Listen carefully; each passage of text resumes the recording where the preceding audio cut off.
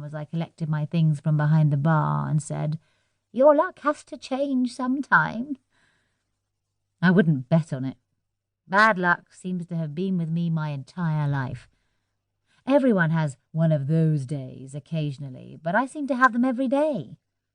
It's a rare event worth marking on the calendar when something doesn't go catastrophically wrong. At least my flatmate's out.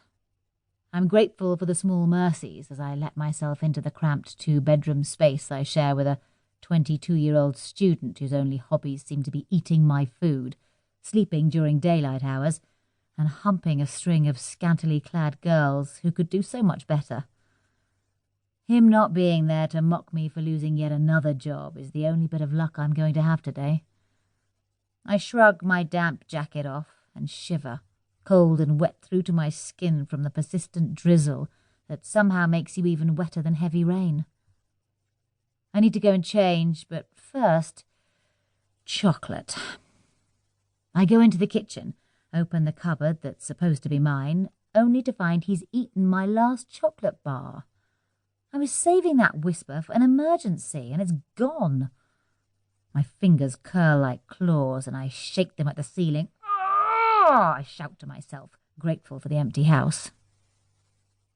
I start belting out Chandelier in an attempt to cheer myself up as I open the fridge and peer inside on the hunt for any morsel of food he hasn't eaten, thoroughly enjoying the uninhibited sing-song, despite the fact I have a voice that would make honking geese jealous and can't hit any of the high notes.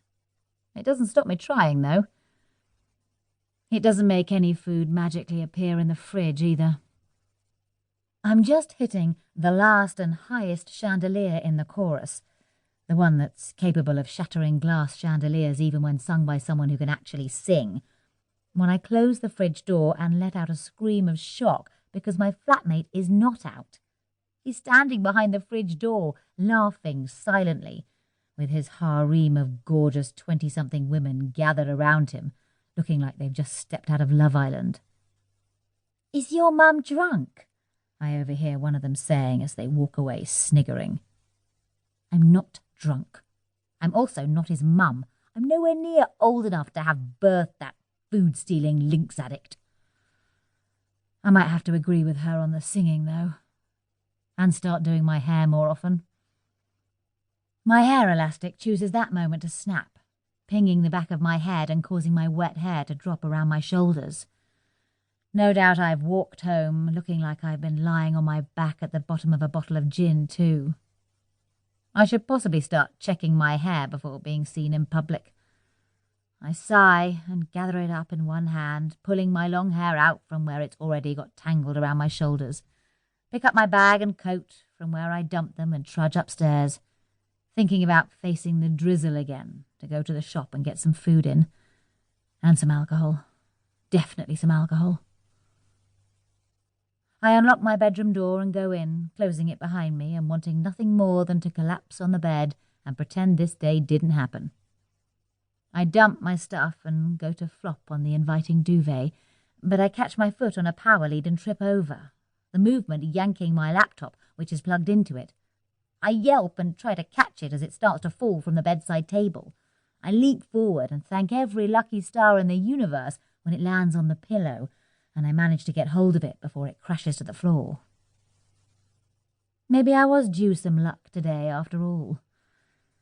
My flatmate hammers on the wall from his room next door at the sound of my yelp, telling me to keep it down. I roll my eyes and set the laptop back on the bedside table, push its lead in right underneath the bed so no one can trip on it, and switch it on to make sure it's not damaged. I've just lost my job. I cannot afford a computer repair bill as well, and I'm going to need it to start job hunting tomorrow. I get changed out of my work clothes while it starts up and sigh in relief from across the room in the middle of pulling on my baggy old jogging bottoms when my usual desktop picture of Belle's library from Beauty and the Beast appears on the screen. I finally flop down on the bed and reach up to open my Facebook groups and see if anyone's got any good book recommendations today.